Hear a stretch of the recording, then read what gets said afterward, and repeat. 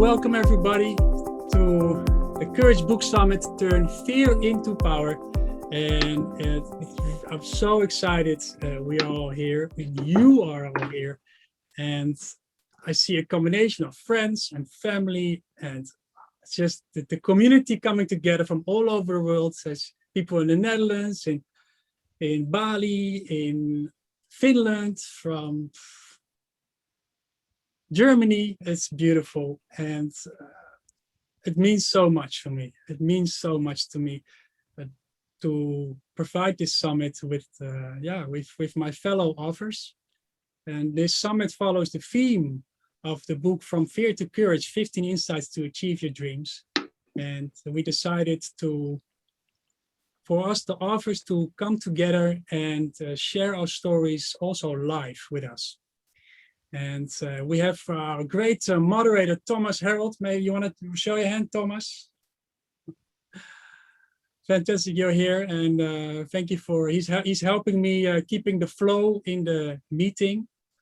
And yeah, thank you, great you're here, Thomas. And please mute everybody who's not talking. For example, Tim is still unmuted, so if you can mute him, that would be good, so we can keep the flow of the summit going. And I'd like to start with a story of myself, like how did it all happen? But before I share my story, I just would love to, if you all want to quickly put in the chat in which country you are. So please put in the chat in which country you are. I'm so curious. Germany, the Netherlands, Indonesia, Bulgaria, Poland, Finland, Bali. Wow, fantastic. Great you're all here. And please put in the chat. I'm always curious when I meet people, I'd love to hear what they're passionate about. Can you type in the chat what you're passionate about? It can be a hobby or it can be a profession. I see music from Basil. Oh, this goes really fast now.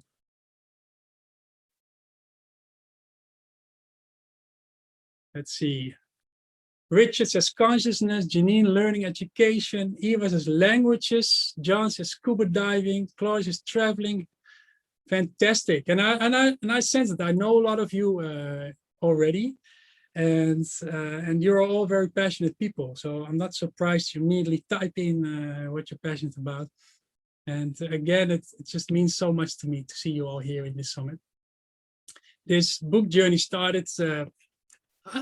I have a question for all of you. Who wants to create a positive impact in the world? Please raise your hand if you want to help create a positive impact in the world.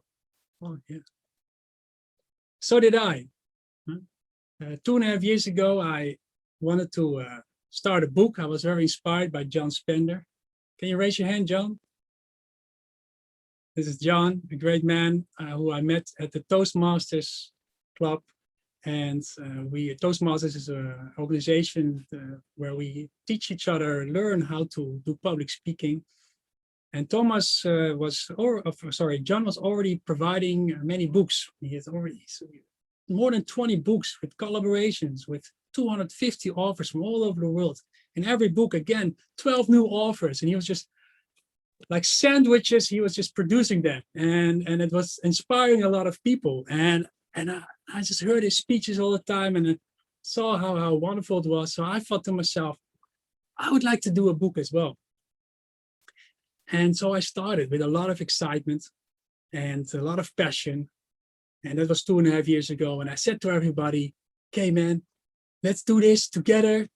And we can do it within 6 months. Let's do this. Now, all the offers, everybody said yes, I asked. Exciting. Everybody said yes. We started, people started writing chapters, and I started writing my chapter, and I got completely stuck on my chapter. What to write? Like how to put my journey into words. And then I got some chapters from Sebastian Koen. Maybe you can raise your hand, Sebastian. He delivered a brilliant chapter. Like, wow, that's a great chapter. And I looked at my own chapter. My chapter is not. This is not the level I want it to be. And some other authors started to produce beautiful chapters, and I just got stuck with my own chapter, and I got stuck with the whole project because it was so overwhelming to get all these chapters. Some authors also needed extra assistance. Now, luckily, we had John Spender with us, and he was providing fantastic workshops, writing workshops, and provided guidance.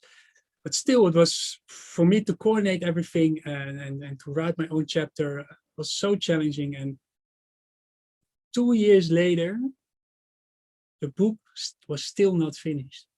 And that was last year. And I was at home, and I looked at my computer and I felt so sad.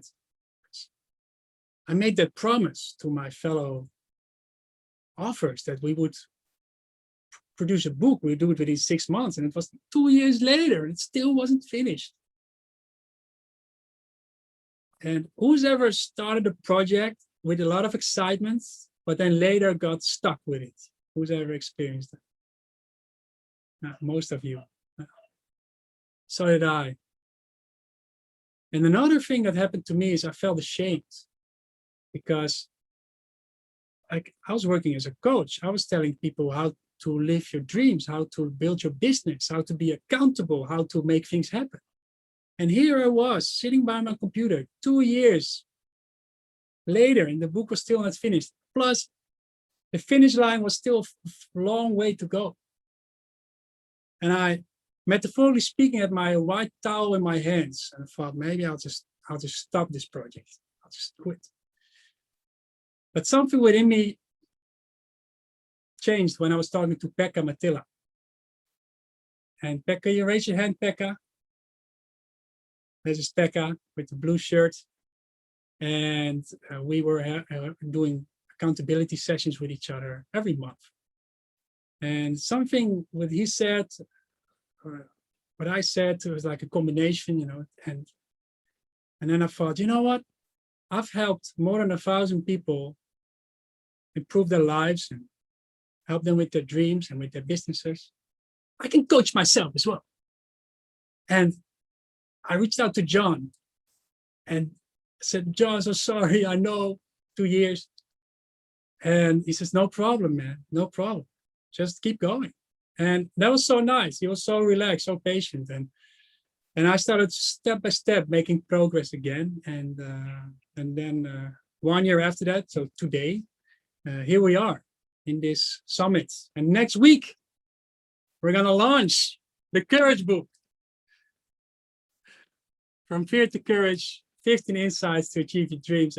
And to see all of you here now, live, oh, it makes my heart sing.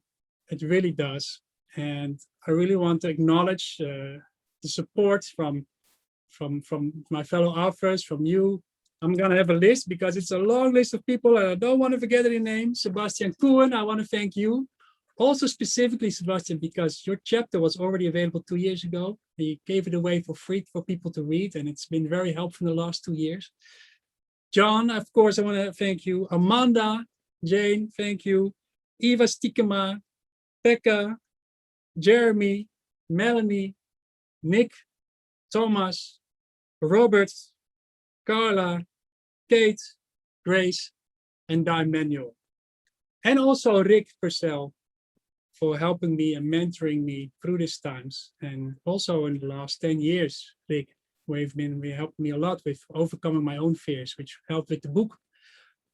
And Robert Benninga, who is here with us. Robert, can you raise your hand?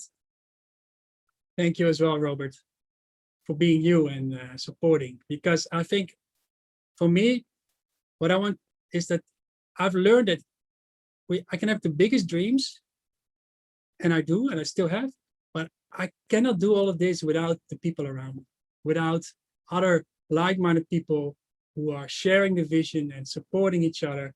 And the community is so powerful. And I just want to thank you all from the bottom of my heart. And I also want to explore all of you. What are your dreams?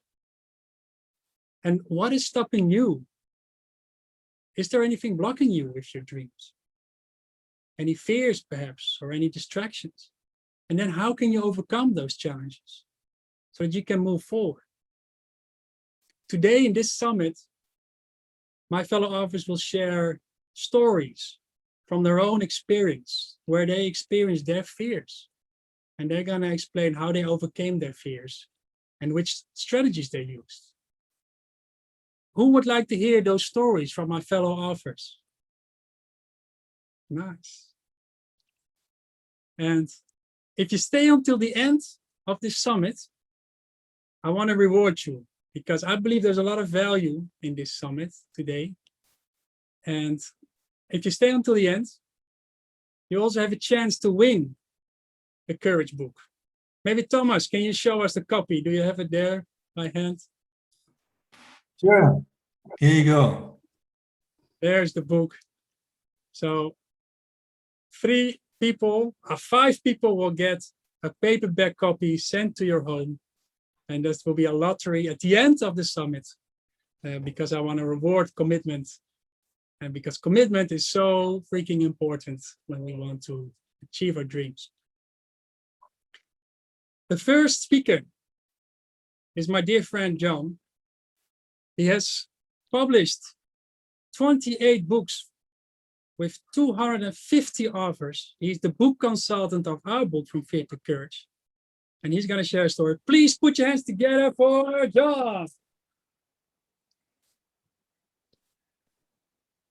Thank you. That was a great introduction, Obed, and I'm really excited for you all to read the book From Fear to Courage. It's an amazing read. I know you're going to get so much value from it. I don't know if you can remember what you were doing in January 26, 2010. You probably can't unless it was an emotional, significant event like I had. It was my epiphany. I was at a crossroads in life. My business was going quite well. I was in landscaping and I had it for 11 years. But part of me inside was feeling unfulfilled. I guess I didn't really have a major challenge. I had so many different things going well for me. So it would be a surprise to people on the outside looking in. But I was celebrating Australia Day at the Bondi Hotel, which is a beachside suburb in Sydney, Australia. And I'd just been finishing snorting lines in the bathroom, and I was washing my nose. And I was looking myself in the mirror, and I didn't like what I saw. It was almost like I couldn't get enough of what I despised. And that moment was a real turning point where I decided that, you know what, I'm going to make there's a common saying that fear is a reaction and courage is a decision. Fear is a reaction and courage is a decision. And in that moment, I made a decision. And it wasn't long after that I committed myself to personal development, learning more about why I did what I did. You know, why was I triggered to certain things? Why did I have certain fears? And it just led me on a roller coaster of a journey, getting outside of my comfort zone. I ended up selling that business. I moved into coaching, speaking, and writing. I traveled around the world. I invested over $200,000 in my own personal growth over a 5-year period, learning from people like Tony Robbins, T. Harv Eker, Christopher Howard, Wayne Dyer, Louise Hay, and meeting these people in person as well. And I was in some of their mentor circles. And one of the things that really made a difference was just getting outside of my comfort zone, doing things that absolutely terrified me, but would be investing in my tomorrows. And one of the turning points was I was in a training called Train the Trainer. I had a goal of being an international trainer.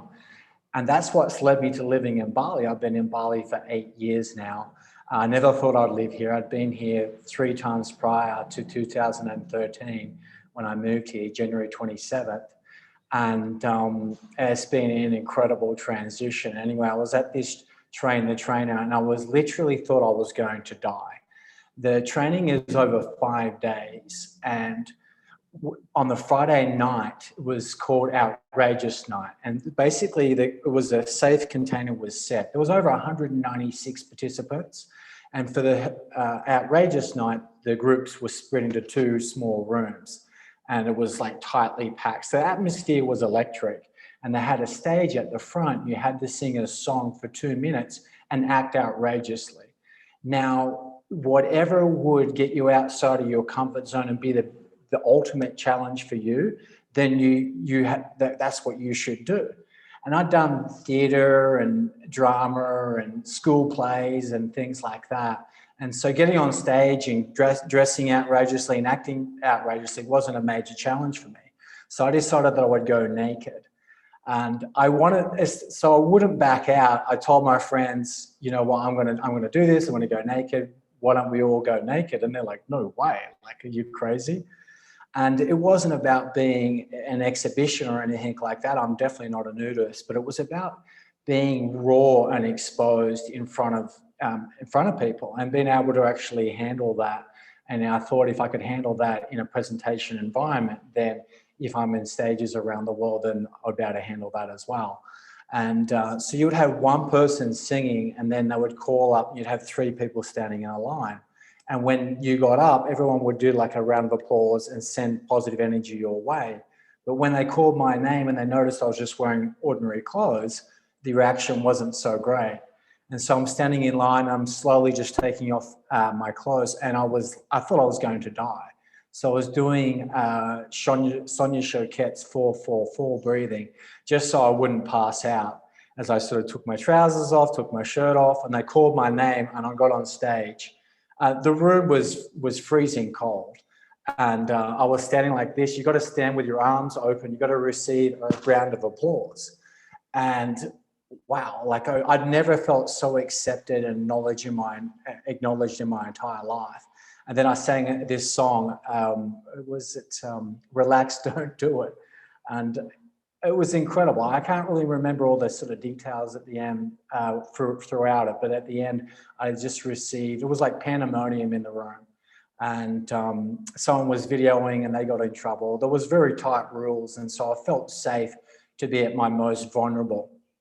And as a result of that, I got shortlisted to become one of their trainers, and that's what led me to Bali. And a lot of cases we have like an obstacle, or there may be a lot of people that have the same dream as us, and that we need to do something that, you know, stands out. Now, I'm not suggesting you get naked to overcome your fears, not at all. This was something that was a unique training, and I knew I'd be held in that, and it was pre-framed.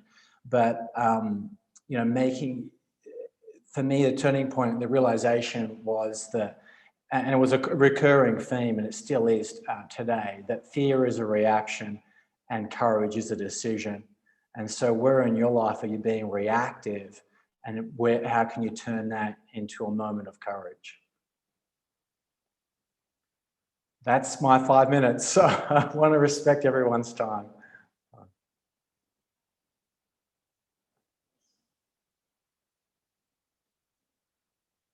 Thank you very much, and pass back over to Obed.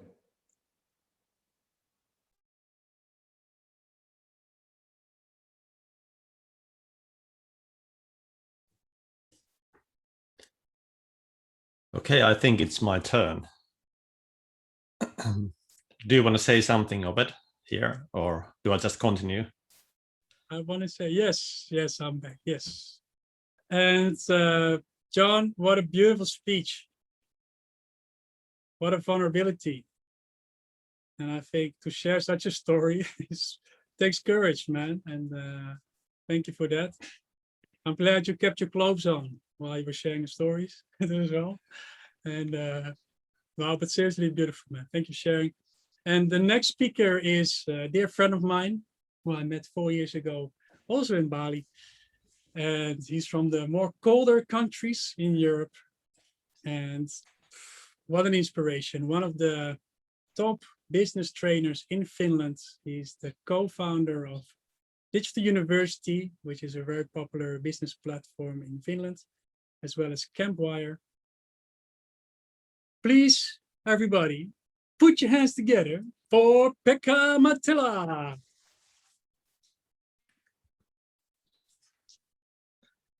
Yes, thank you. And thank you, Obed, for the kind words. And I was thinking about what to share today, and then one story came to my mind that is very relevant today. And it goes back to 2008. I was still working in a in a big corporation. I was there doing programming and training, and every morning when I went to the work, I opened my laptop. It was a Windows laptop, and for some reason it took time to turn on. So I pressed the button. The computer started, and while waiting, the computer was starting. I had to wait a long time. And one morning, I felt a strange feeling inside of me that something is missing in my life. And I took my phone while waiting, the computer was starting. I took my phone and I started writing, what do I want in my life? So I was typing with old Nokia phone and I ended up writing maybe 30 different things that I want to achieve in my life and what I want to experience.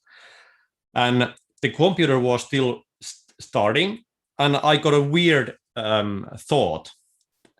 And the thought said that, go and show these dreams to my boss.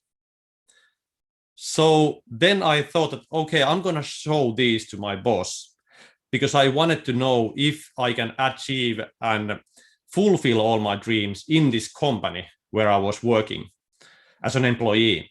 And then I stood up from the chair and I knocked my boss's door. And he said that, okay, come in. And I went to the room and I said to him that, sorry, this is a little bit weird, but I would like to show you my dreams.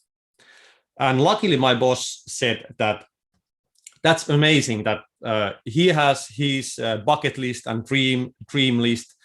So I went on and I showed my dreams to this boss, and he was amazing boss. And I showed the dreams I have, and I asked, can I fulfill most of these dreams in this job? And then he took a pause, checked my dreams, and he said to me that, no, you can't fulfill these dreams in this job. And I was really surprised that this boss was so honest, because I was doing good job there, and I had amazing time there, and I respected my boss, and I still respect him. But he said that, no, you can't fulfill your dreams in this job.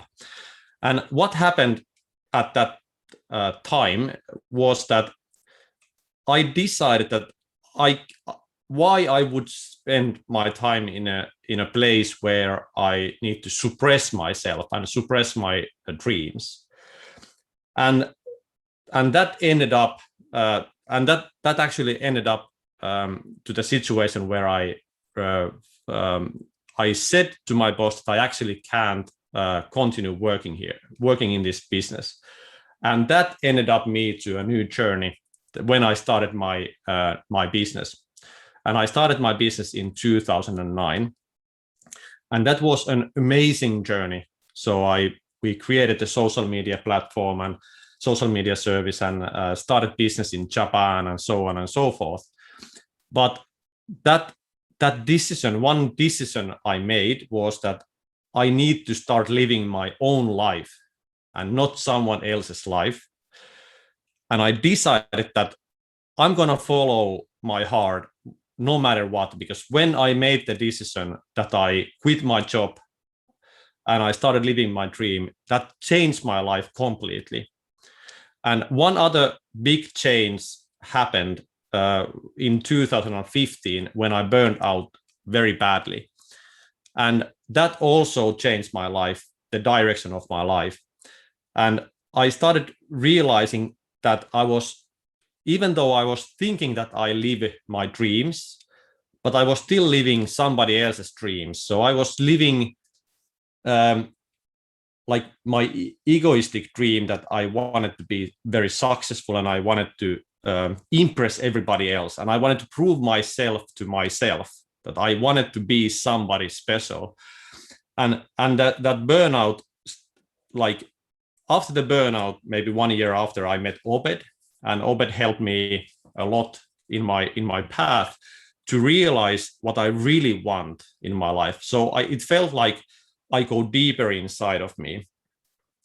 And this started amazing spiritual awakening. And what I learned about the fear and what about the future, that the future, at least I feel so, that it's very important that I don't see my future.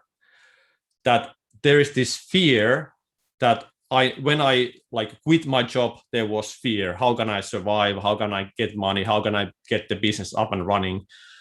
And also in every big decision, there is this fear because I don't know. It's like step to the unknown. So I don't know the future. There's like a veil between me, the now, and the future.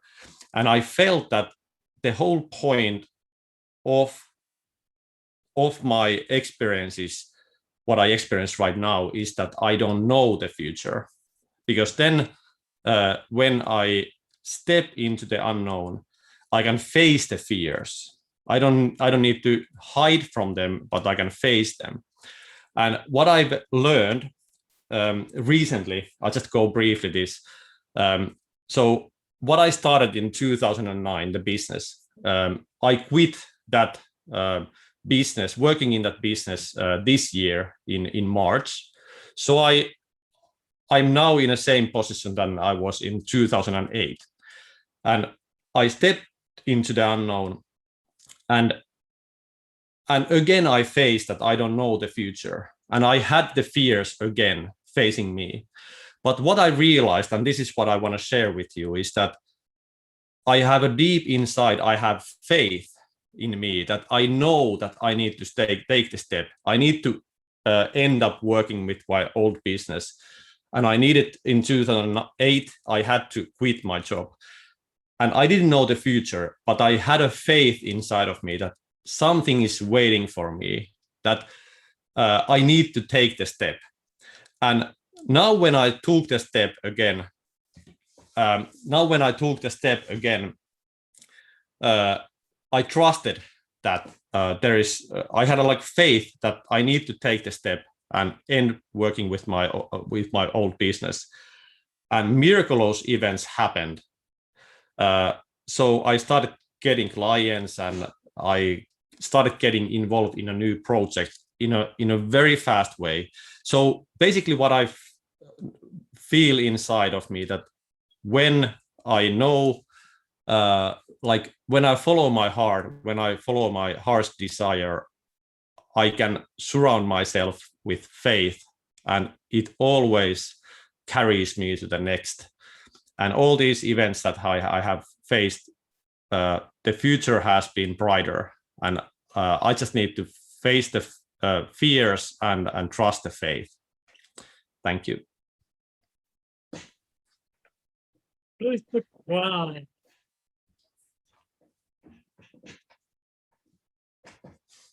What a story, Pekka. Now I think you all understand why I invited these people to write a chapter in the book. They got a message. And I know some of you, English is not your first language, I think for most of you. And I just want to say thank you for making an effort to try and understand us. And I also say it in Dutch. Dank jullie wel, lieve familie en vrienden, dat jullie hier zijn. En dat je je best doet om het te begrijpen. En als een aantal punten niet helemaal helder zijn, of niet duidelijk zijn, is oké. Gewoon lekker laten gaan en geniet van de energie. En ik kan het ook nog later uitleggen. I just told my friends and family in the Netherlands, like, if you don't understand everything, just it's okay, just let it go. And if later you have questions, I can always explain it. All right. Wow, beautiful speech. And I also have a tip while you're listening, because today you're going to hear several stories from several speakers. And in between, there's also a chance to interact with us.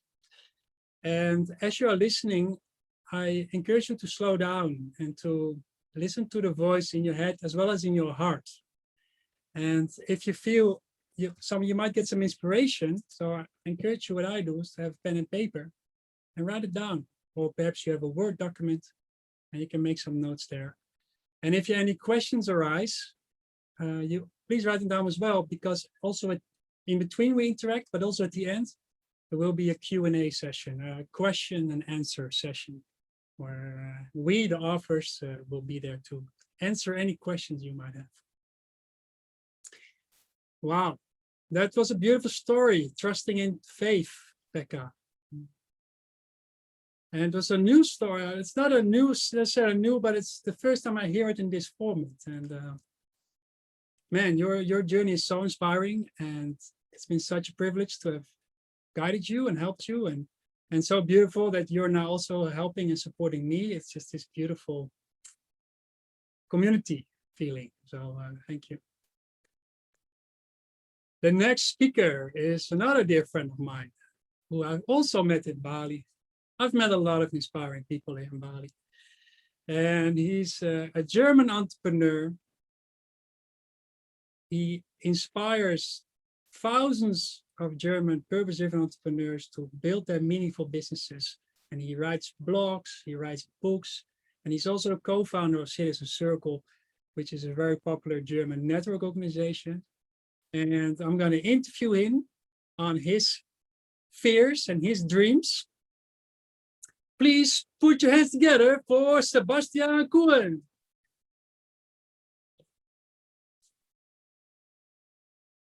Okay, Sebastian, I'm just going to unmute you so you can take the stage with me. And can you hear me, Sebastian? I do. Thank you very much, Obed. Yes, thank you for being here. And yeah, it's so good to have you here. And I'd like to ask you a few questions about your journey. And my first question to you, Sebastian, is what does fear means to you? I just could relate a lot to what Pekka was saying, and I just wrote down face the fears and trust the faith. So faith is a lot about courage for me. And I had a very similar moment than Pekka, like maybe 10, 12 years ago, sitting in a job and sitting in university studying, just realizing that I was being stuck in a kind of one-way life, not seeing all the options and abundance that I can see now. And I realized years later that there was a lot of fear holding me back, the fear of not living my own life, the fear of opening myself up for criticism, being exposed to failure. So I would say today, courage for me is just being true to myself, right? And following that inner voice and not following all the other voices and distractions outside of myself. Yeah, beautiful. And I think it's a nice question for everybody. Put in the chat, please. It's nice to interact with all of you. What does fear means to you? Wat betekent angst voor jou? Good. Now, let's see. Oh, I have to turn on the chat box. I turned it off during the speeches because it was a bit distracting, and now I turn it on. So what does fear means to you? Rob says fear means pain. Robert, wake up call. I like that. Pekka says fear is indication to look inside.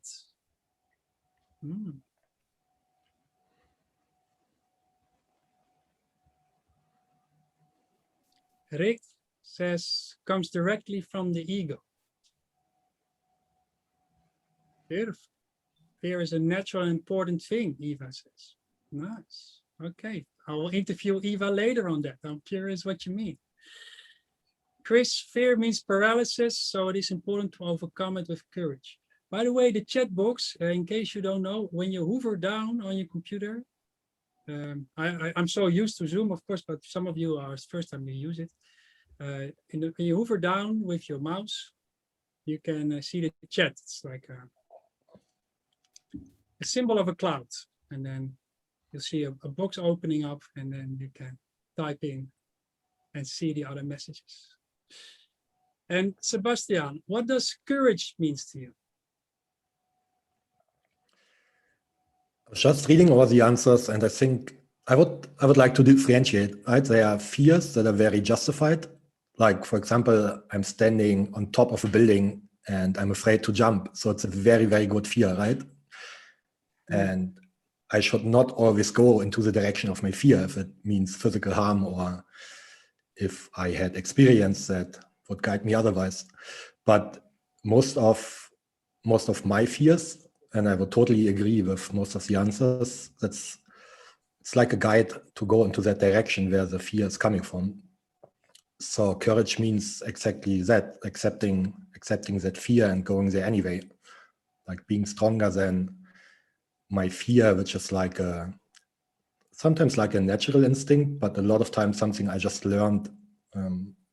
For myself, I'm afraid because I'm going to be judged of other people, because I learned and adapted how to behave in a certain kind of way. And sometimes afraid of failure. I'm afraid of letting things go that are part of my identity. So doing things anyway and going into that direction where the fear is coming from, I think that's very courageous. And just to add one more thing, like in my 20s, I did a lot of crazy things, like jumping out of planes and doing all these crazy kind of travelings. And I always felt so courageous. But of course, that was very superficial. And today I feel courageous when I'm telling a woman how I feel about her, or I'm going out there and I'm exposing myself, right? Just living what's on the inside and showing it to the outside. So I'm trying to do that a little bit every day. That's beautiful. What was for you a very big fear in the past, and that you overcame? It used to be, and I think about my business, it used to be about failing with my idea, because I got, like myself, my ego got so connected to that idea that I felt like if that idea is failing, a part of myself is failing. And if people are criticizing my idea, they're criticizing me. So I would say I overcame that fear, and I get a lot of practice with trying out new things now, which makes me even more, which is a bigger challenge now, is letting things go, right? I built a couple of businesses, got a lot of really good friendships during the last couple of years, and letting go some of these things when it's about time, that still makes me very afraid. That's a bigger fear now.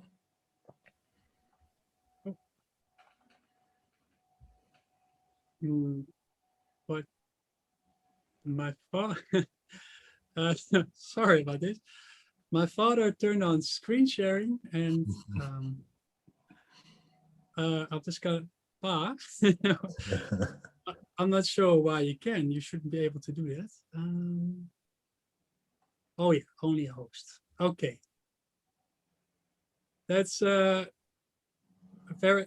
My father is here, guys. The father, he is the man who brought me into life together with my mom. So please put the hands together for my father. He's here with us. And it was Father's Day yesterday. So Dad, happy Father's Day. And thank you for joining. He says he's sorry. It's all good. I'm glad you did that, because this is interaction, and interaction is power. Interaction is where the magic happens. Okay, Sebastian, so you were talking about courage, and you talked about your experience about fear of failure. Who's ever experienced fear of failure? Let's see in the group. Let's see if you're alone on this. No, you're not alone on this. Everybody, almost everybody has experienced fear of failure. And I'm glad. And what helped you step into your courage, Sebastian?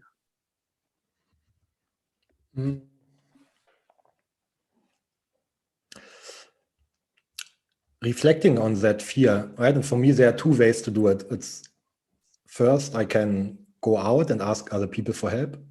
Like we worked together, Obed, that helped a lot. I had other accountability buddies. So talking to other people to get a different perspective on that fear, that helped.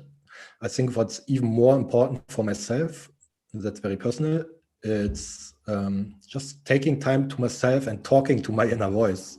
Like some people, I think for some people, it's more important to talk to other people. I think for me, it's very important to take long breaks, to meditate about my fears, to go into the forest and get myself free from distractions for a couple of weeks and see what's left after a couple of weeks. That helps me a lot to get a new perspective. So it's like that, that inner reflection. And I've been doing that 3 years ago. I went to Sweden, just booked a small hut, and I've been there for like 1 month just for myself. I had no Wi-Fi, no telephone, no neighbors. And after that 1 month, I had so much clarity about what's important in my life, and it gave a new meaning to business ventures, to personal relationships, to my perspective on life. So due to that silent, reflective time, I can give more meaning to things that are really important, and then fears just vanish, just like that. It's very easy. Beautiful. I mean, it's not easy to spend a whole month for yourself in the forest, but after that, it was easy to have that clarity on what's really important for myself. Beautiful.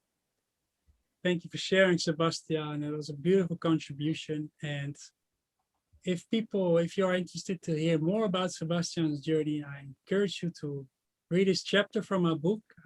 We're giving it away. That's a freebie, and I will email it to you all later.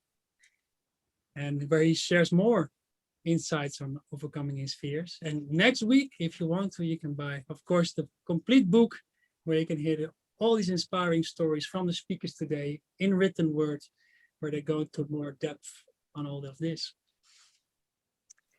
Wow, so beautiful. Please, everybody, what I think is nice, after you give a round of applause for Sebastian, of course, for his contribution. Thank you, Sebastian. Thank you. Thank you very much, guys. Please write down for what does courage means to you. Please write it down, everybody. Please put it in the chat. What does courage means to you? Wat betekent moed voor jou? As we say in Dutch. Tim says, taking a stand. Pekka, courage is trusting. Eva, courage is a conscious choice. Rob, pushing through the discomfort and doing it anyway. I like that one. That resonates a lot. And they all resonate with me. What a beautiful answers. Just go for it. You think, this is the only reason why I'm here. I'm just here to learn from all of you as well. It's fantastic. It's ability to stand up for yourself, vulnerability. Katrina says, confronting yourselves. Aro, my brother, he's here. Fantastic. I like that, confronting yourself. I guess it also resonates with what Sebastian was saying, because going into the forest and going into nature, be by yourself. It's also a way of confronting yourself. Decide to face your fears. Now, beautiful answers. Fantastic. Thank you for sharing, everybody. Beautiful answers. Now, I'll just want to share a bit more because it's so good. John, decide to face your fears. Richard says, courage is an act of love, self-love, and love towards others. Courage is moving into what feels uncomfortable and takes action. Somebody else says, achterhalen van belemmerende overtuigingen. And that means to identify your limiting beliefs. Matt says, set a goal and don't let you distract by others or situations. Katja, courage is knowing what is right path, no matter what. Thomas, facing the fear. And Marta says, go on. That's what my parents taught me, to go on. Where there's a vision, there is a way. And yeah, beautiful. There's more coming. You're all so active. I love it. Claudius is taking back your power. Janice's courage is acting on what's on the inside of you. And Ancela says, put your head up. Put your head up. I like that. Everybody, please put your head up. Can you all put your head up? How does it feel? Feels better, huh? Physiology is so important. Physiology, the way we behave, the way we move. When we have shoulders, chin up, chest up, take a deep breath. That really helps with the fears, I've noticed, in many different situations. Okay, the next is on the list is Eva. However, with Eva, we're going to do the interview. And I just did an interview with Sebastian, so I'm going to save your interview for later, Eva. And I would like to move on with Amanda Jane. Are you here with us, Amanda Jane? Yes, I can see Amanda Jane. So Amanda Jane, please, we're going to do a 1-minute discussion. So it's going to be quick but powerful one.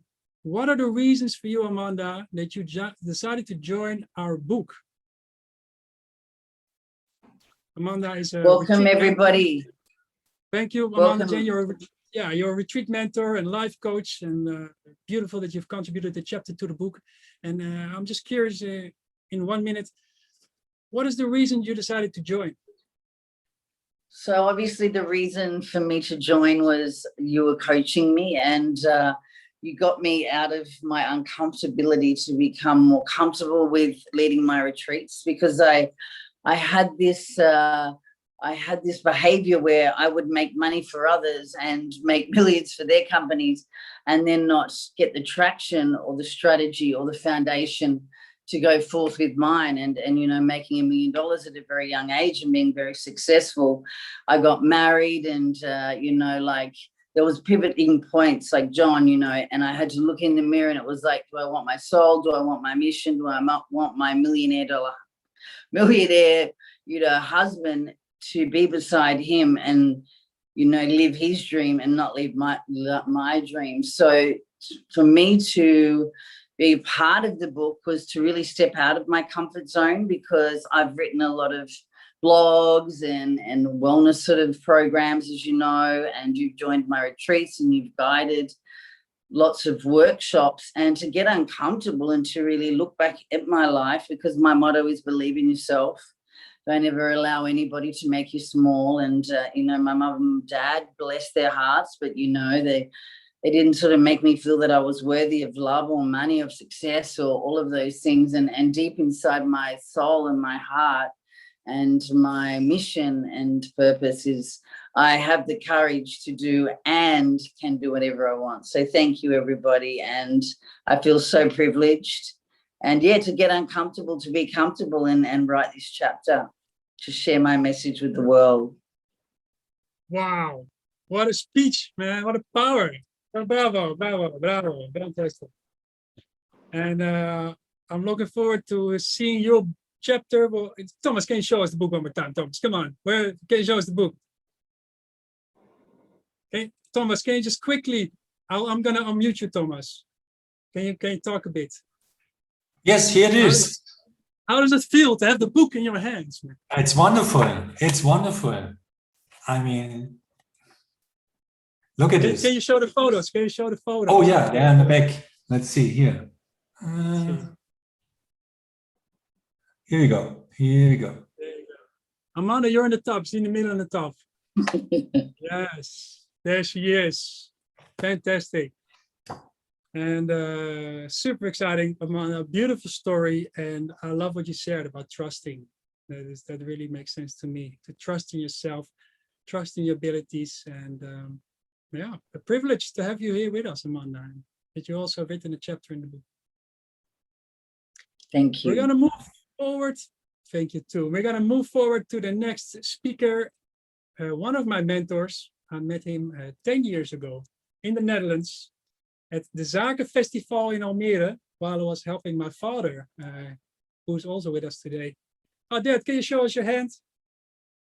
Kan je je hand opsteken, pap? That's my dad. Amazing man. And I was helping my father with his architecture business 10 years ago. And Robert was doing a speech on personal development, and I was so inspired.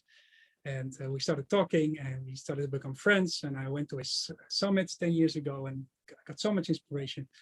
And now today he's here with us because he's also written a chapter in the book, which is a huge privilege for me. And so please, everybody, put your hands together for the one and only, the man who has already helped 300,000 people through speeches, books, and workshops. Please put your hands together for Robert Benninga.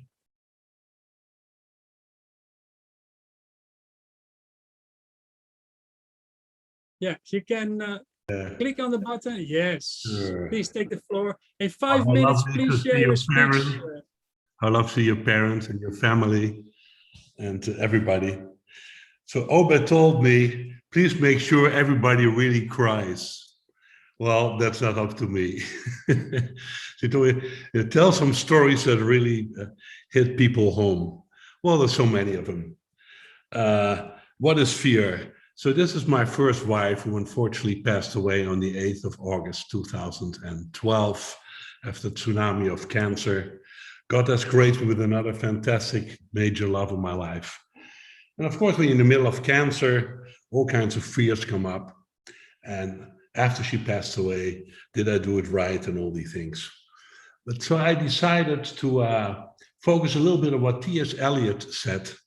And I'm sure you know this quote. If not, look it up again, but I'm paraphrasing. He said, we spent our entire life discovering and making a huge adventure, traveling around, to finally end up at the place where we started and know it for the first time. How lovely is that? So we get born, a gift from heaven. We're doing an internship on this planet. We get a name, a nationality, maybe a religion, all kinds of programming. So within the first 5 seconds, you're limited to the bone, because here you are totally unlimited, lying in the pool inside your mother, getting fed. And there you are, outside of the pool, no food. And it's a major shock. So most of our life, the first half, at least for most people, we spent figuring out what the heck am I doing here? And at a certain moment, maybe you start traveling back home and where you belong. So I see fear for me is a time out for a time in, as I also wrote in my chapter. So it invites you to look deep inside yourself. But Obed forced me to give one clear example. Okay, here it is. I did 5 major corporate jobs in my life, and the 5th one was in '89 for a huge German company, multi-billion company. It's not important, the amounts, but it was like that.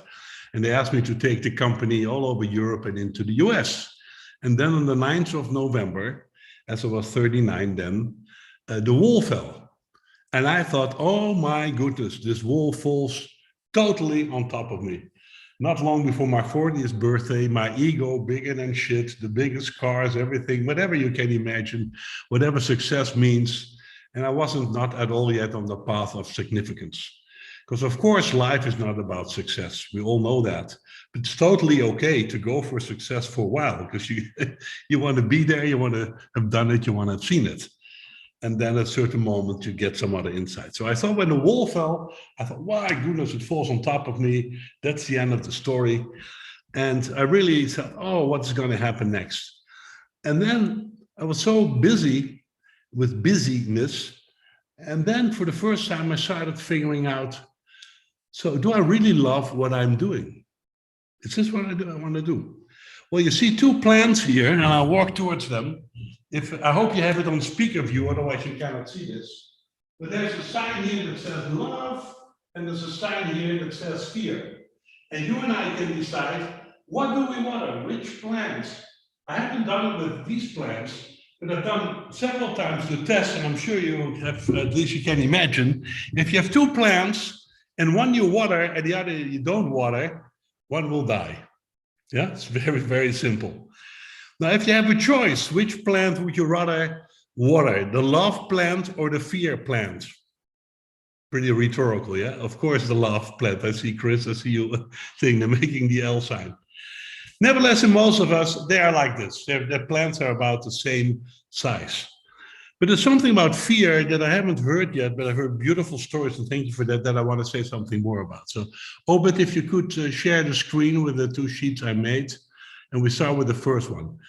And again, I hope you're not on your iPhone because it's difficult to read, but please take a screenshot of this little thing. And it's about frequency. So we all know that. We all talk about energy also in this call. But you see, fear is at the total bottom of our frequency, our energy, our vibration. And it's not the other one yet, Obed, if you can just stick with the first one, but maybe you cannot do that. Yes, thank you so much.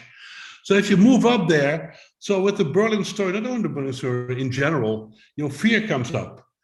and then you feel insecure, and you hate the fact what happened, or you get angry as we move up, and you get discouraged, you blame other people, and you know if you point to somebody else, 3 fingers point to you, the old joke, but it's so true. You start doubting yourself, you're disappointed, you're overwhelmed, but you slowly move up if you decide to do so.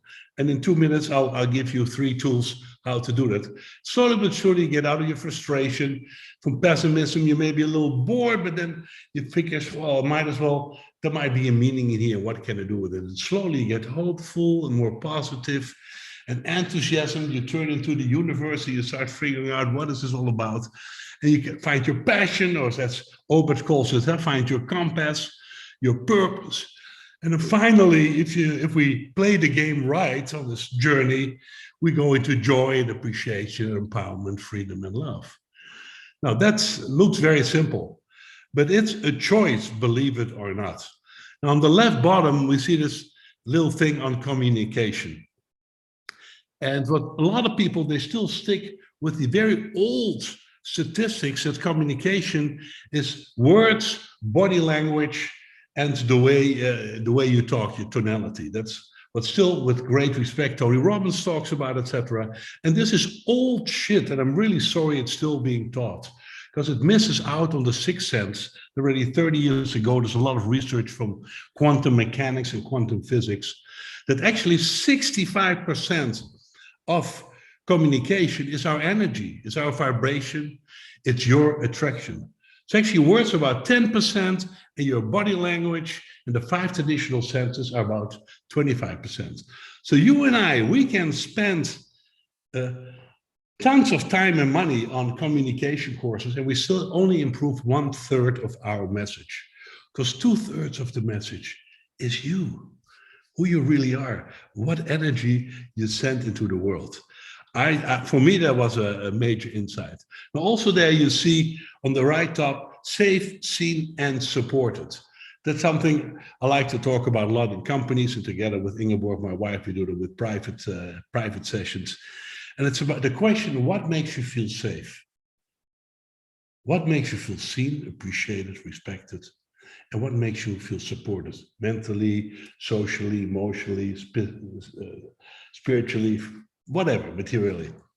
Now, I suggest to you to check that out, define, and again, it's of course in the chapter in the book, define what it takes for you to feel safe, seen, and supported. Score how you score now, see where you want to be 3 months from now, and then look at what is it going to take to get there. That's why you see on the right side the little traffic lights.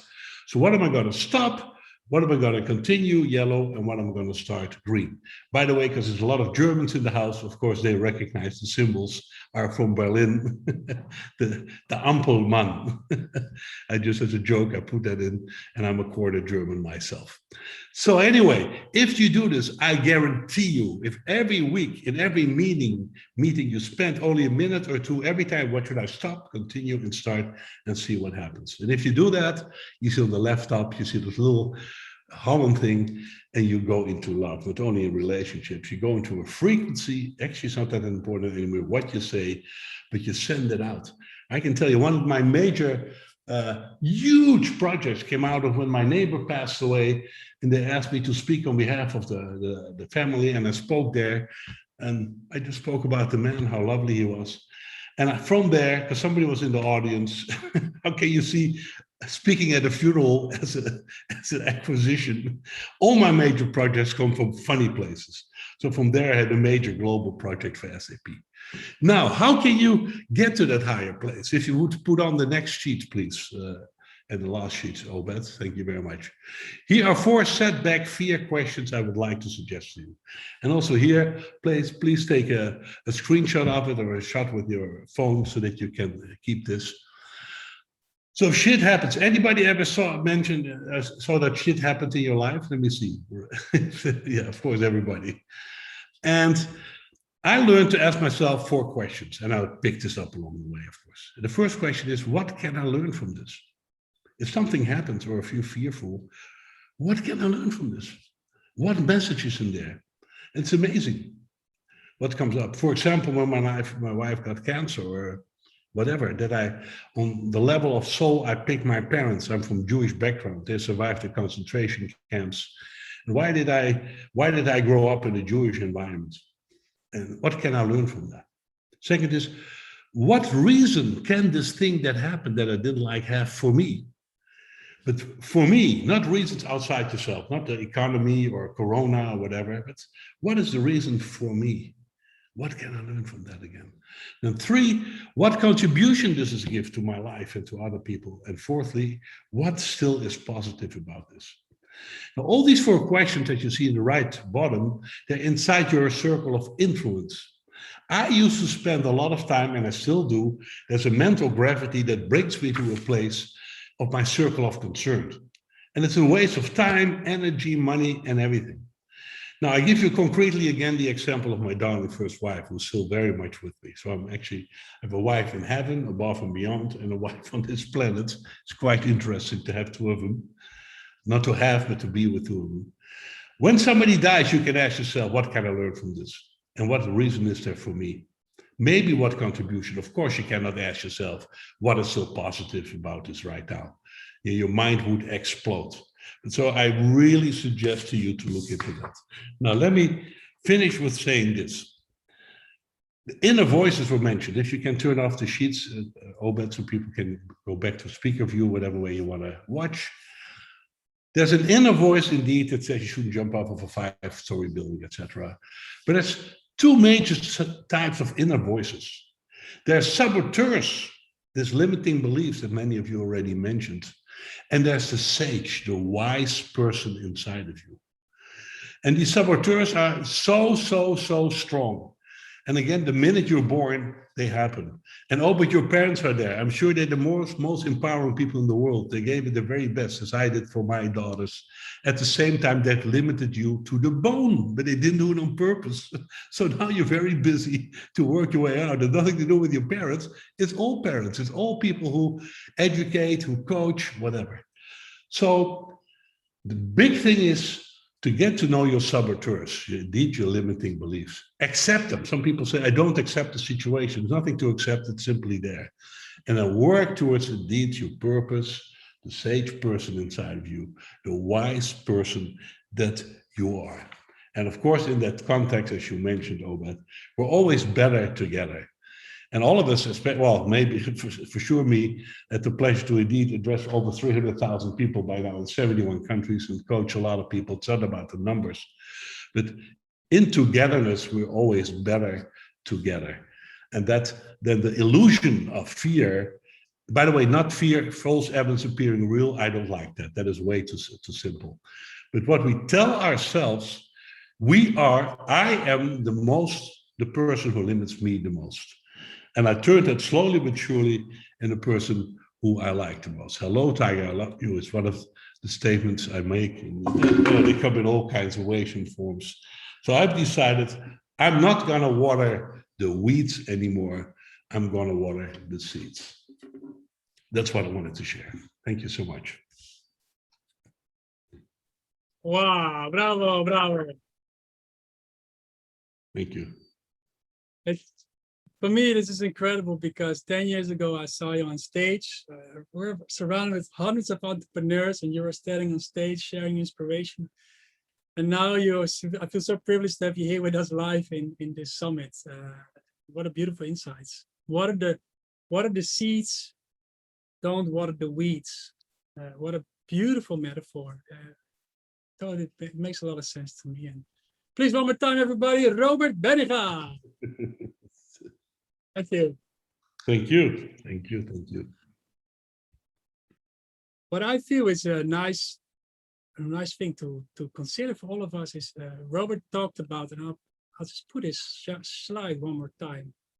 Here in the right top, he's very passionate about safe, seen, and supported. And I think that's very powerful.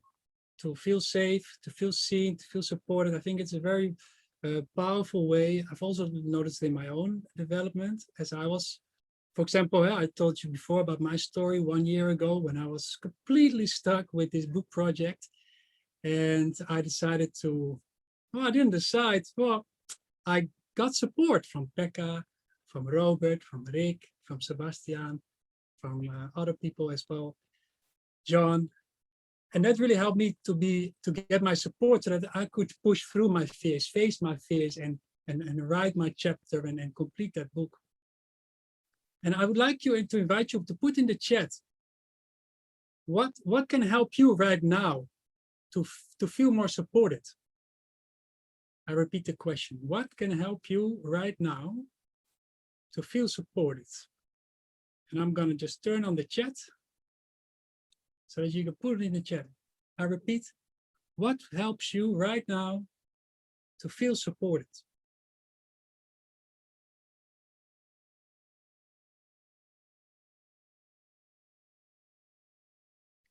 Aaron says empathy from loved ones. Robert says trust the universe to guide me. Katja says synergy with like-minded people. Rob says a pair of crutches. John says listen and take notes from the speakers. I like that. Yes. Take the notes. I'm taking notes, and I encourage you to do the same. Because when we make notes, it helps us remember better. Plus, we can afterwards read it again, which helps. And in the end of this session, we have a Q&A, so you can also ask any questions you might have to us. Richard says commitment. Jeremy says connecting with community. Eva says I feel loved and supported by my husband, family, friends, community, and neighbors. Beautiful. Enos says hit the gym. Chris, a supportive, like-minded team. Katerina, body connection. Jos, met elkaar voor elkaar, which means with each other and do it together. Becca says silence. Beautiful answers. Thank you for sharing. Beautiful. All right, we're moving to the next speaker. It's another friend of mine who I've met online, actually. And I've also met her offline in Berlin, an inspiring woman who is running a network organization called New Work Moms. It's a member organization with more than 1,000 members. She also runs a successful translation business. She is a real powerhouse. Please put your hands together for Eva Stiekema. So Eva, I'm gonna unmute you and then I'm gonna interview you. Hello, everybody. Hi. Before I interview you, I saw somebody yawn. So, and it makes sense because there's a lot of stories, and maybe also when you're listening to the stories, it kind of triggers things. So it can be maybe a bit it can be a bit uncomfortable. So everybody, please just stand up for a second.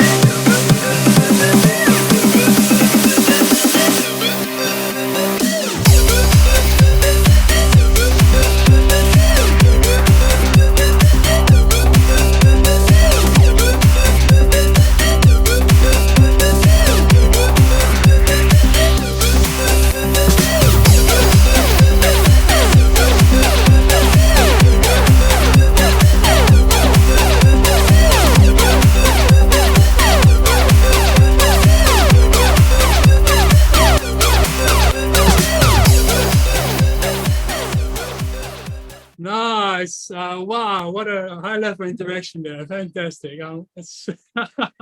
That's so much fun.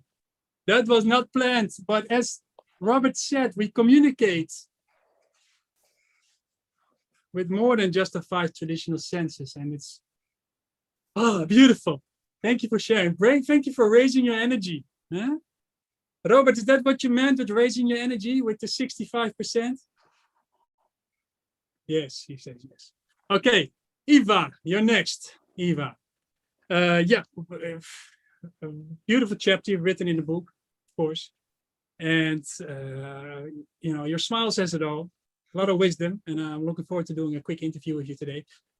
Let's start with what helps you with, what was the biggest fear that you've encountered so far, that you've overcome already? What's the biggest fear you've overcome, Eva? Can you share? Well, the biggest fear, yeah, I wrote about that in the book.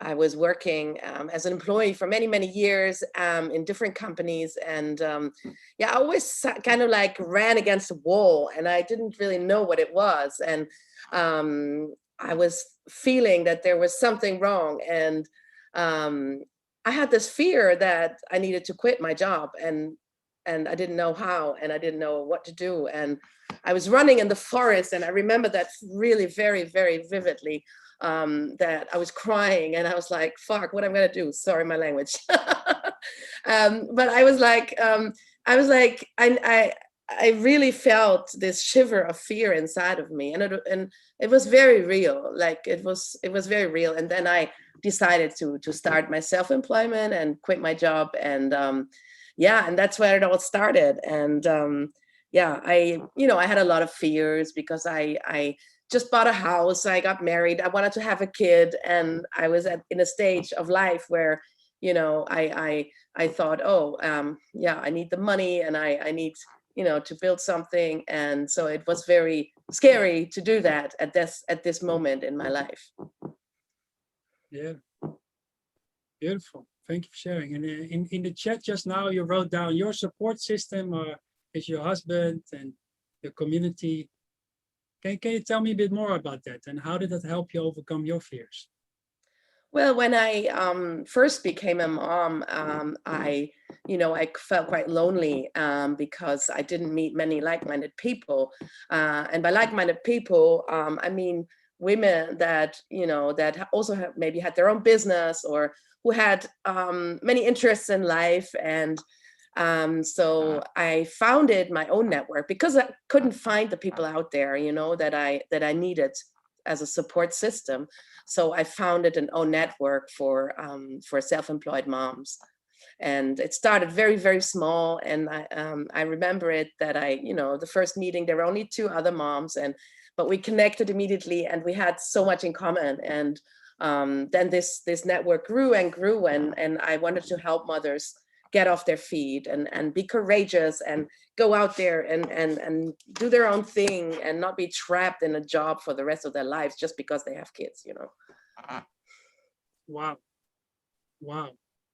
What an inspiring story. Again and again, I hear it. It's just. Well, it's just, yeah. I mean, it's a lot of people, like in my surroundings, they said, when you want to have children, you should stay in your secure job and you should just, let it go and go with the flow. And I said, no, I'm going to quit my job right now because I don't want to do it anymore. And I will become a self-employed mother. And it was very hard in the beginning. So I described that journey as well, where I, in the first years, it was extremely hard. And yeah, but it was so worth it. And I'm so happy that I did it. Yeah, beautiful. What a story. And thank you for sharing. And I'm looking forward to sharing the book with your story in it, with your chapter. And also, I'm looking forward to doing a podcast with you. I'm doing a podcast with most of the authors. And also I'll do it with you, Eva, and then others can learn more about it. And of course, they can learn about your story in the book. Maybe Thomas, you can show the book one more time, Thomas. There is the book. Wow. Please, everybody. Beautiful inspiration from Eva. Put your hands together for Eva.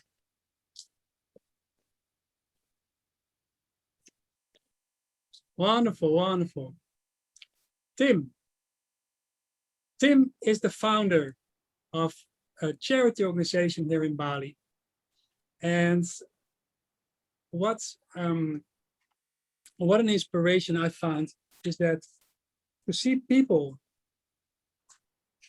really work or selfless. So to work from their hearts, from their passion. And Tim has been one of the people that has been doing that for many years with his charity organization, Stella's Child. And because I felt so inspired by these charity organizations, we decided as a group that the proceeds of this book will go to charity organizations, specifically for at-risk children, to help them with education so that they can achieve their dreams in life. And Tim from America, who's here with us, is the founder of Stella's Child. So, and he's going to share a little speech with us in 5 minutes on what he's doing with his charity organization, so that you know that if you decide to buy the book, that your money will be well spent. So please put your hands together for Tim.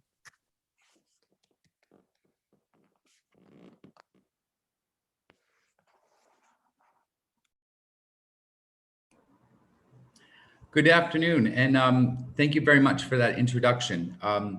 I'm quite pleased that we were selected to be a recipient of the proceeds of a book that really resonates with me personally, because it really was, from fear to courage was a practice that took place in my life 8 years ago that I didn't even know it was happening. It just, in hindsight, I've seen that, but more importantly, it's really what is fundamental to our training and teaching for the at-risk youth that we support.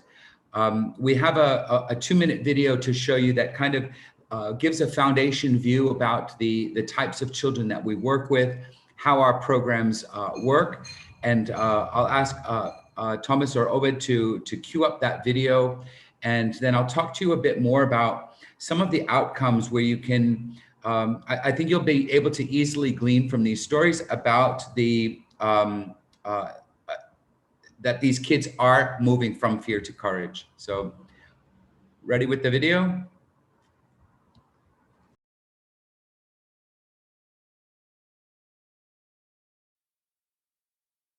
The youth we work with come from poor villages in Indonesia, where many are sent to orphanages simply because their families have no other way to provide them with the opportunity for education. Despite the vocational training they receive, most of these kids become low-wage workers in the hospitality industry. They don't have the confidence nor the access to opportunity required for higher-paying jobs. Worse still, these kids become hesitant and apprehensive. They struggle with a limiting mindset as to whether they even can achieve more. We believe that everyone deserves access to an education that will help them become the best versions of themselves. But without further training, who will these youth become? At Stella's Child, we focus on strengthening their confidence and employability through life-worthy learning that helps these kids become leaders. With our innovative approach, our youth are becoming who they want to become. Our Life Skills Academy, entrepreneurship, and First Employed programs provide them with training in self-confidence building, business acumen, and experiences that change the trajectory of their lives and the lives of their families and communities. First, our approach is student-centric. Their interests, voices, and dreams guide the classes they participate in and even shape some of the programs offered. This not only increases their employable skills, it increases their confidence. Second, our programs are led by global volunteers and mentors. The youth are exposed to different ages, ideas, and cultures so they can dream big for themselves and their communities. Third, our programs are focused on the future of work. The youth are trained in English, technology, soft skills, and given a growth mindset that will help them thrive in the 21st century workplace. There are currently over 150 youth engagements in our program, and the big question is, who will these youth become? You can help decide.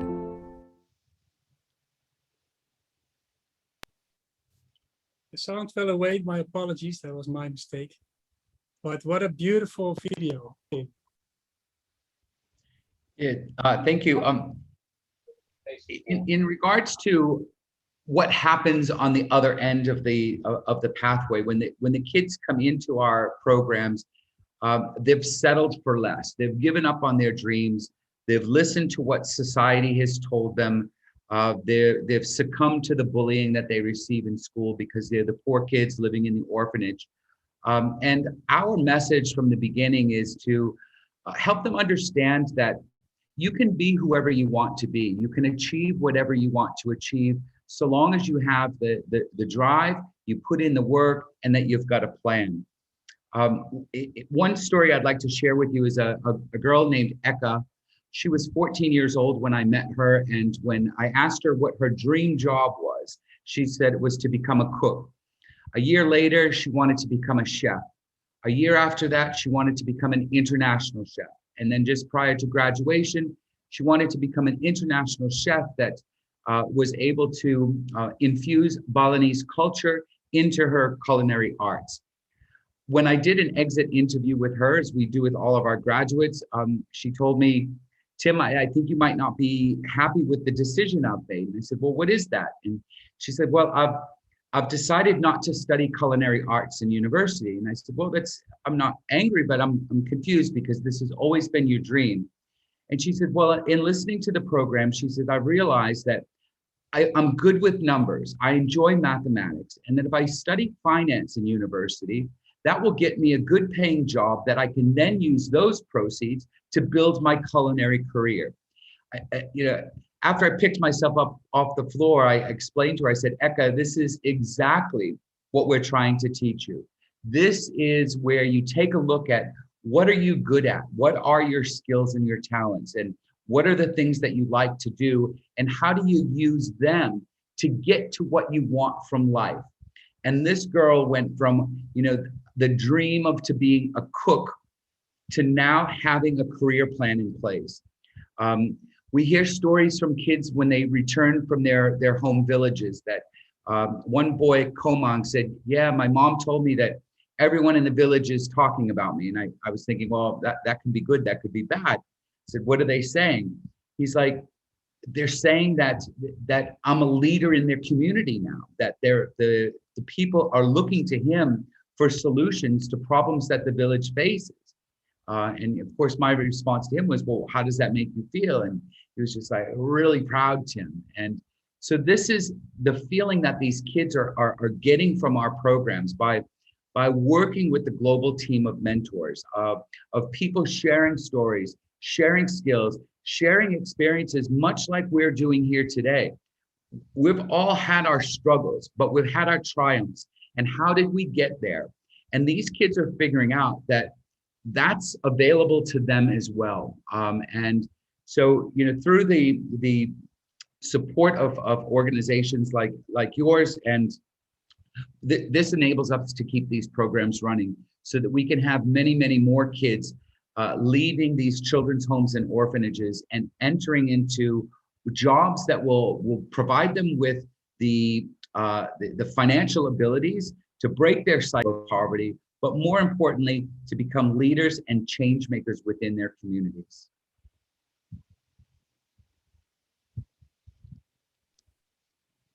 Wow. Everybody, what a beautiful speech, man. That's, I'm speechless. So I'll just clap my hands. Everybody just clap your hands, please, for it. Thank you. Thank you. This is a team sport for sure. Yeah, it's so impressive. Like that selfless that you put in there. And Robert just talked about safe, seen, and supported, and how you integrate it within your charity organizations to help these kids become, and to empower them and to support them. It's absolutely brilliant. And thank you for sharing your inspiration with us for us today.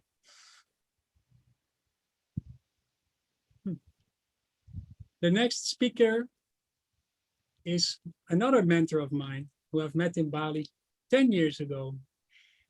And he helped me a lot with overcoming my fears in the last 10 years and helped me build my dream business and helped me create this book. And he has written the foreword of the Courage book. And of course, I'm talking about the one and only Rick Purcell.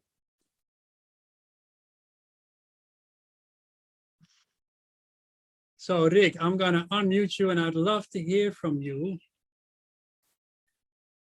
I'm just looking.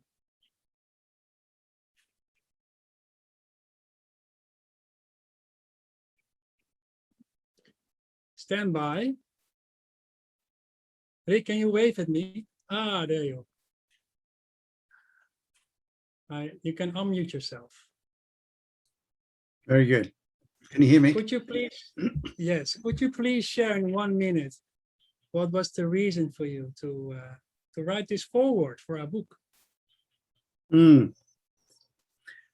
It was really based on my own experience. In my early 20s, I found myself in the middle of the Vietnam War as a draftee with my gun against my head, ready to blow my brains out from the inhumanity that I was witnessing. It set me on a path of courage to overcome that, because I didn't pull the trigger. I had the courage not to do that and to try and work out ways of fixing the situation, this extraordinary trauma I was experiencing. And I did. I went through the dark shadows and every element of what was holding me back. And it all came down to courage, to be able to step out of the comfort zone, to be able to step out into the void, not knowing what's there, facing the demons, facing the shadow, facing the evil, and working your way through it. So that was my own story. And each one of you guys and girls who have contributed to this book have done exactly the same. We all have a different story. And nobody's comparing whose is worse or better, but we all have a story. And each one of you has stepped out of your comfort zone and stepped into a place of courage, and using that as a tool, a pathway to show other people how to go. And I was just so enamored with the whole idea and being part of it. And this was a small way that I could contribute to it by writing a foreword. And I wish you well, and huge book sales. And Tim, I hope you make tons of money for those beautiful kids you look after.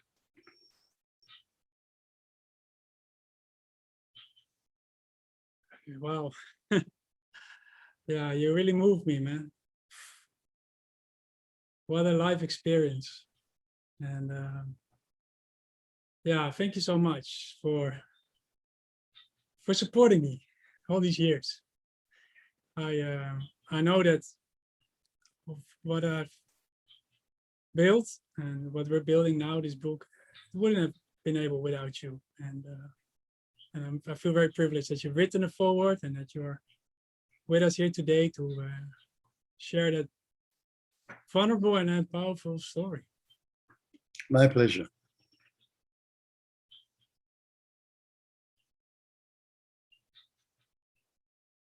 Okay. Whew.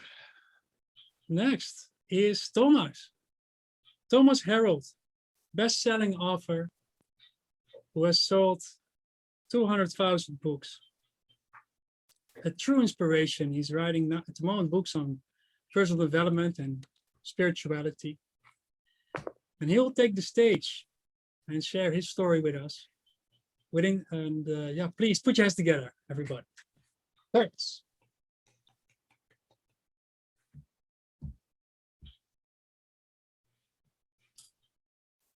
Okay. Can everybody hear me? Yeah. Let's set the stage for you. I was in my late 20s and I shared an apartment with two friends, and we were all like on the self-exploring journey. And one of my friends had a computer and introduced me to astrology. And at that time, I didn't know anything about it. And it was like just something out of my mind and just don't go there. But he had a computer program from America, and he introduced me to it. And I was just blown away what he was telling me in half an hour by just looking at my chart. So I was hooked, and a journey began, a journey from about 6 years. So that's one part of the story. And the other part of the story is when I lived in this apartment with these two friends for about 1 or 2 years, I was highly depressed. My life was a mess.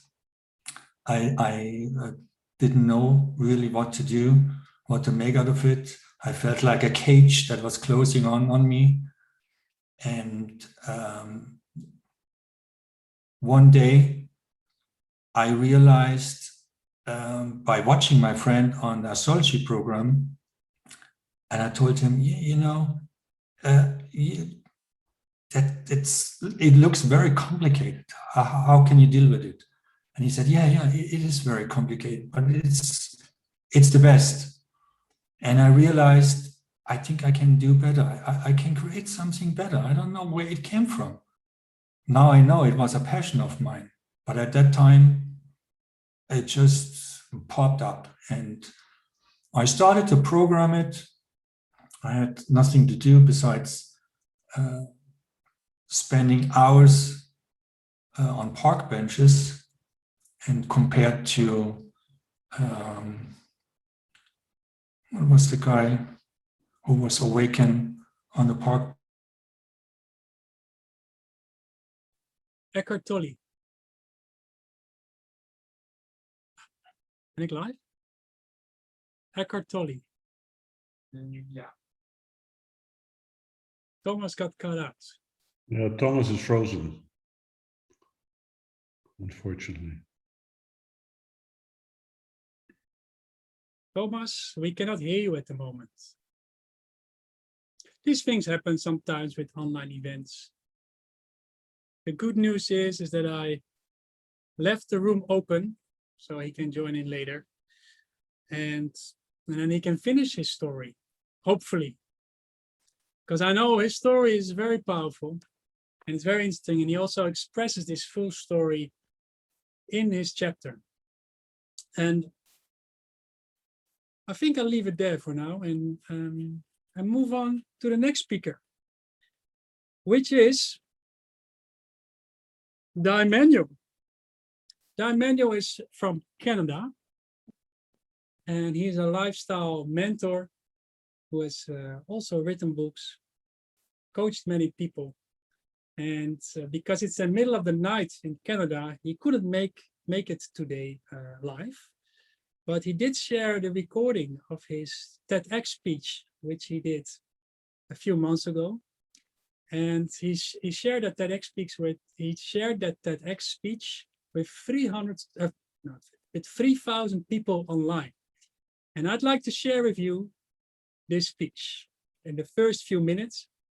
And then if you're interested, you can watch the rest of the speech on your own behalf. But I think I feel very moved by these first 2 minutes, and I would like to share that.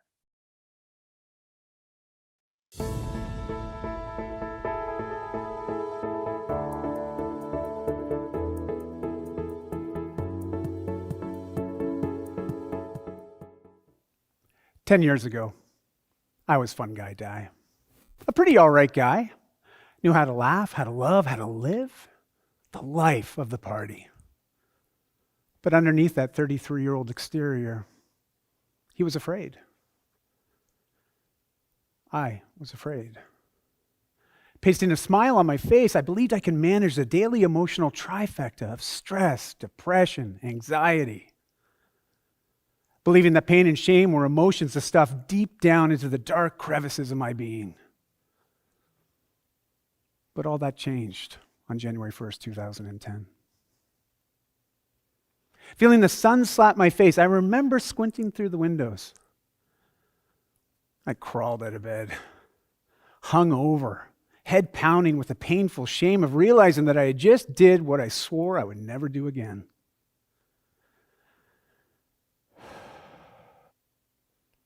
Tiny laughs echoed through the hall as I made my way to the kitchen. My wife looked at me, but something's different.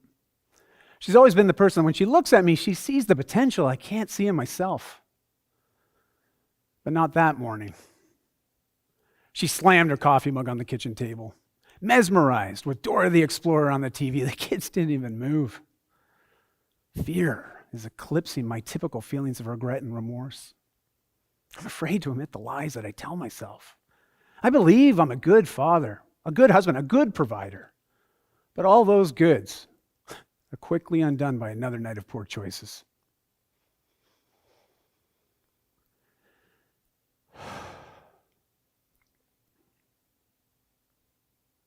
As far back as I can remember, I wanted to be a great man. But truthfully, I just wanted to be a better one. The kind of man that does the right things, not because they're easy or hard, but because they're right. The kind of person that isn't afraid to stand behind their choices, actions, and beliefs. If I did enough great things, then I'd be a great man too, right? That was the first part of Don Manuel's speech. Please put your hands together for Di. So what does it take to be a great man or woman? Please put it in the chat. What does it take for you to be a great person?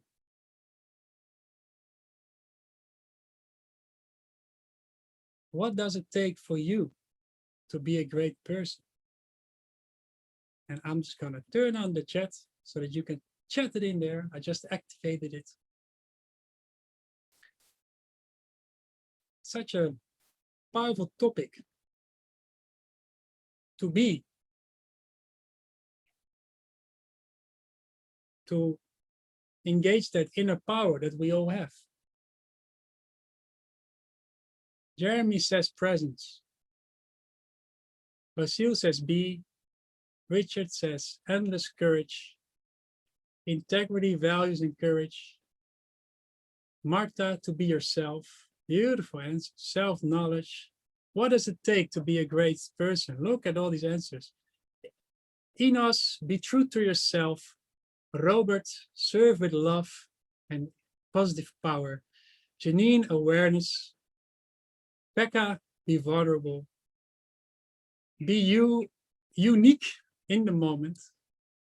John, being a man of my word and to align with my dreams. Aaron, to stop worrying about having to be great. Oh, that's a nice one. Stop worrying about it. Jeremy, an open heart. Jeremy's going to sing a song for us in a moment.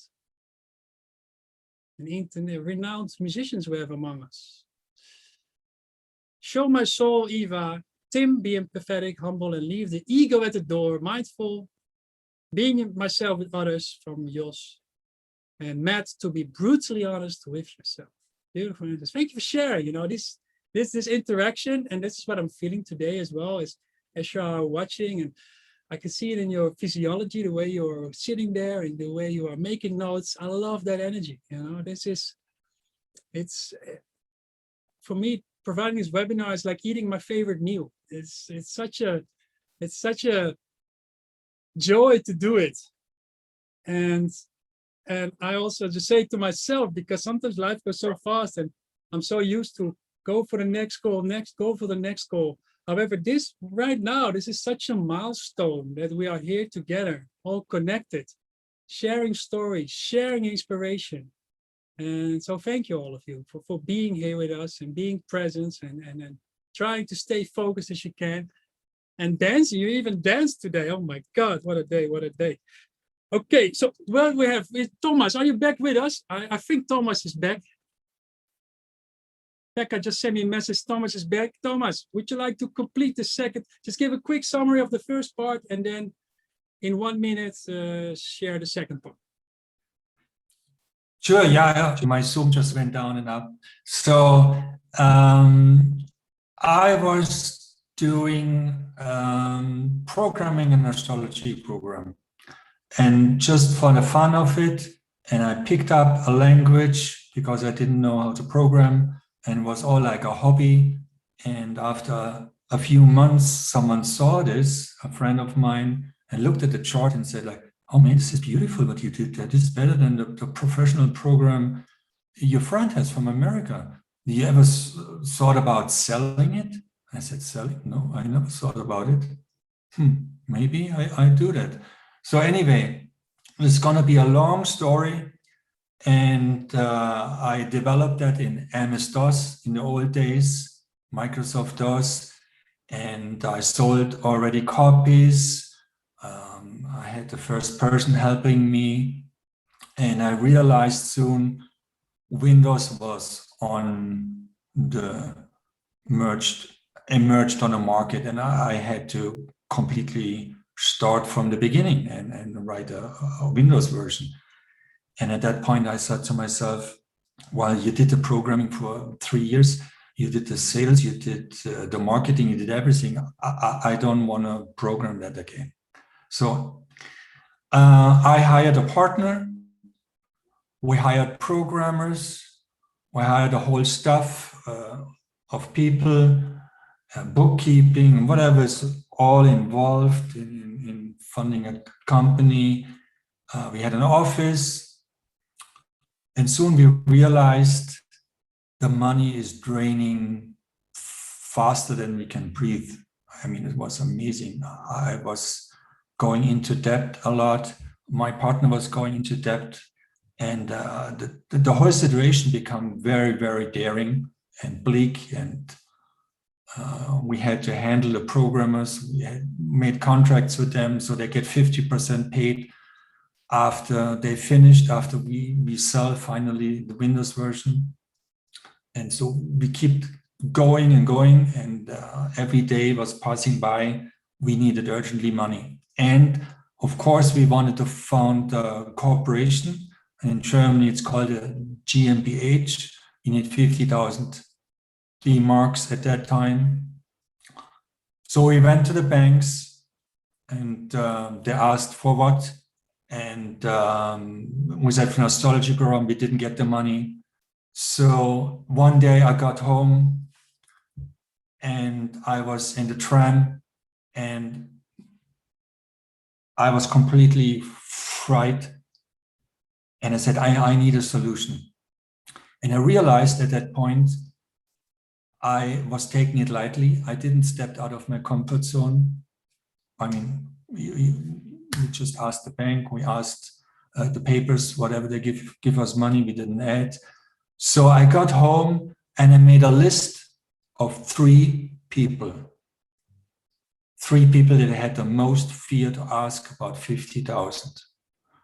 And on first was my mother. The second was my neighbor. And the third was a teacher I had that was coaching me for a few years. So I called my mom and she denied, no. 2 left on the list. I went over to my neighbor. I mean, I don't know what I was thinking. And I rang the bell and I made it short. I explained to him what I'm doing. And I asked for 50,000 and I almost thought he's kicking me off the porch, but he declined, yeah, nicely. So I went back. I had 1 left. So I called my teacher. The phone rang. Someone picked up. Well, it wasn't my teacher. It was a friend of him. And I asked him, well, can I speak with my friend? No, he's not here. He's coming back in 2 weeks. And he said to me, can I help you? And I explained to him the situation in about 5 or 6 minutes. And he was listening. It was quiet. And then he said, well, send me a contract and you get the money. And I was like, whoa, what just happened? I didn't know that person. And then I calmed myself down and said like, well, Thomas, you don't get overexcited. You know, business, people talk a lot, but they don't follow up. Well, next day, my friend and I, we sent him the contract. 1 week later, the money was in the bank from a person I didn't know who spoke with him 7 minutes. I was just unbelievable. So the whole business was saved. We were continuing. And I remember one funny thing. My friend, my partner and I, we went to the bank. We grabbed the 50,000. We had to put it into another bank. And we got with a suitcase, yeah, for the money, I thought. He came with a suitcase. And then he put it into the jacket. And then we went to the other bank and I asked him, why? And he said, well, if we get robbed, they steal a suitcase, so nothing can happen. Well, that was the story. And I realized about asking these three people, I realized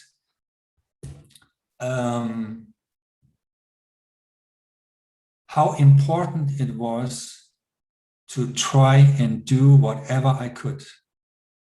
Because if I had not done it, I would have blamed myself forever, not really stepping up and doing what God gave me hands for, whatever to do. And it wasn't about the 50,000 in the long run. It was all about doing what I had to do and freeing myself. And then the next step would unfold. If the company continues, if the company didn't continue, or if it would continue another way, that was out of my hands. I did what I had to do. Thomas, and what a beautiful story, man. What a beautiful story. That is the Thank courage, you. you know, stepping out of your comfort zone and setting up a business and asking for help. That takes so much vulnerability. And I've tremendous respect. And also, please, everybody, put your hands together for Thomas. Thank you. And I'm glad you got back online to share it with us. Thank you. Thank you. Thank you. Thank you, everybody.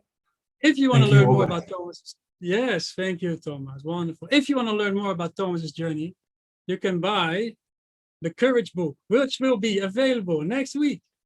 And for, can you show it one more time, Thomas? And in the first week, the Courage book will be available for 99 euro cents. So that's less than €1. And it's in the first week because we want to share our inspiration wide and far. And also, you can also buy the paperback version, depending on in which country you are. And that will be available for 14 euros, 14 euros.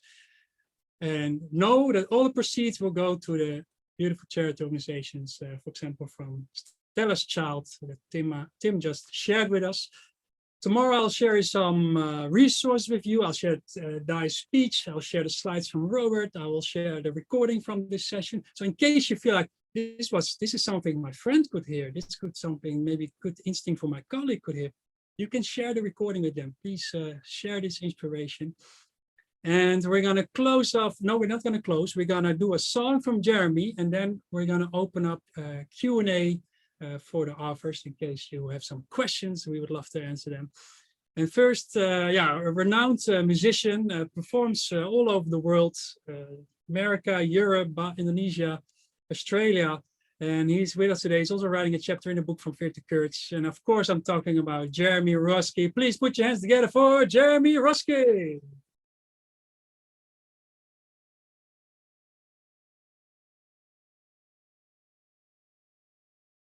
Jeremy, can you please raise your hand?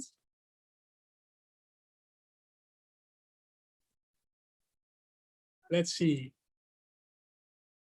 Jeremy, unmute. All right, are we here? Yes. Beautiful.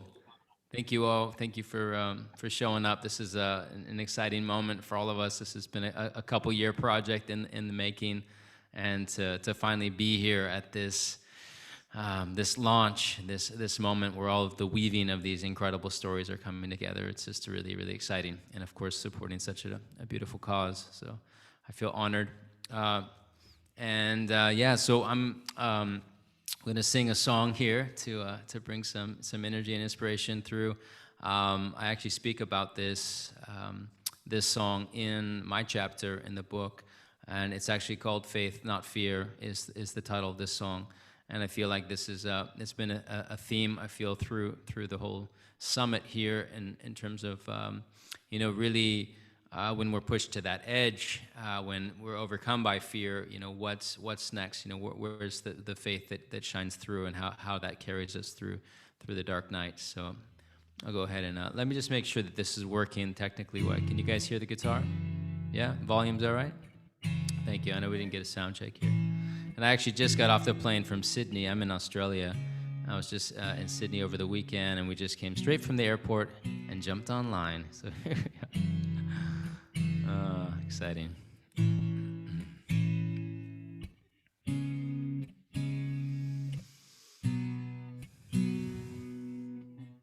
Been here for a long time, waiting for the sun to shine in my heart where I need it most. A lost soul drifting like a ghost, so cold to the bone. Never felt so alone, still young yet I feel so old, wasting away trying to fit a mold and hold.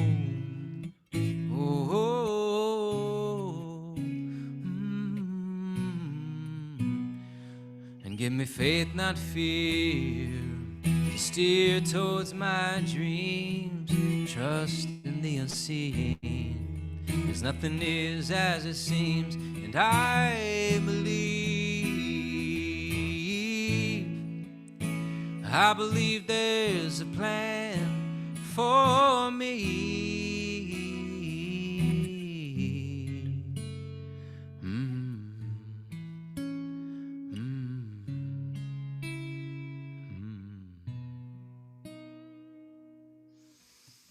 These fears paralyze, can't move, feel or open my eyes, see the truth in disguise, always looking on the outside for something that's always been right here inside of me, coming home finally, and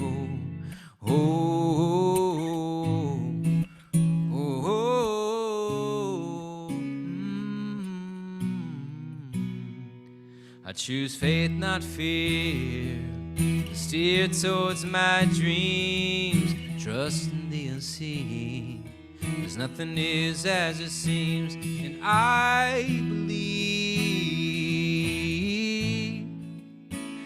believe there's a plan for me.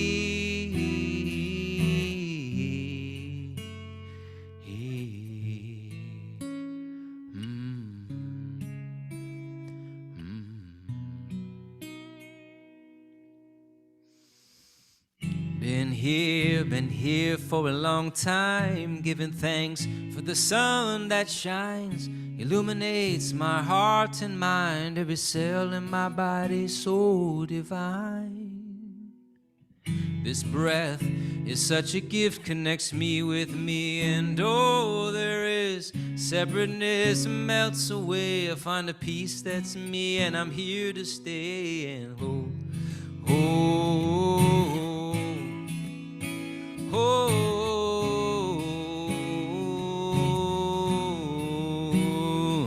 and through faith, not fear, I steer towards my dreams, trust in the unseen, 'cause nothing is as it seems, and I believe there's a plan for me. I believe in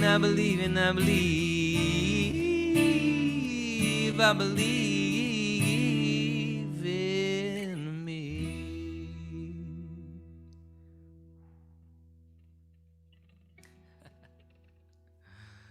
Thank you all there.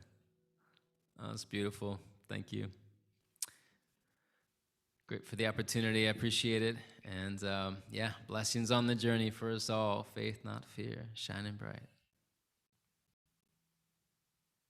Wow, what a beautiful song, man. Faith, not fear.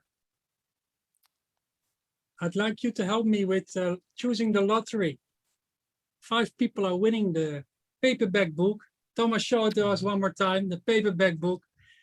And I'm gonna pick blindly who's gonna win. So, yeah, this person. Claudia, you've won. Woo. And Katja, you've won. Rick, yeah, of course, Rick, you deserve a free copy. And who else? Let's see. John, you've won a free copy. And last but not least, my father. Yes, of course. Applause for the lottery winners. They're gonna win a free copy of the Courage book.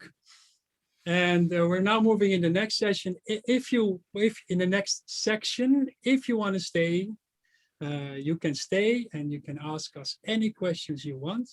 But if you have other things to do, feel free to jump off, of course. Yeah, just in general, I really want to thank you all for being here and for showing up, for interacting with us, listening to us, and know that, there will be days that when you're going through your dreams, there will be days that you wake up and look in the mirror and think like, oh, I cannot do this today. And understand it's a part of the journey, and that we need these obstacles, we need them to grow and to learn. And I encourage you to read our book. The notes that you've just made, review them and see how you can implement them into your life to move forward.